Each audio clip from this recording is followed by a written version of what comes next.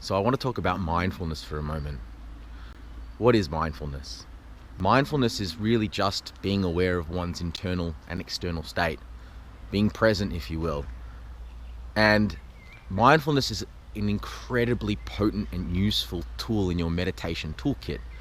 In fact, there are a number of small studies that have demonstrated the utility of mindfulness in practitioners that have been practicing the process for a number of weeks, months, and years.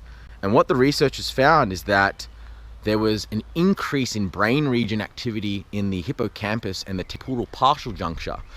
Those are areas of the brain that are responsible for regulating your emotional state, your memory, as well as your ability to apply compassion and empathy. Further to that, these same studies demonstrated a decrease in activity in the amygdala, which is the brain's fight or flight response region. So ultimately, you're decreasing your reactivity and you're increasing your compassion, your empathy, and your emotional regulation. Now, I have observed that in a number of meditation communities, mindfulness has almost become like the goal, as opposed to a tool that supports you along the journey towards enlightenment.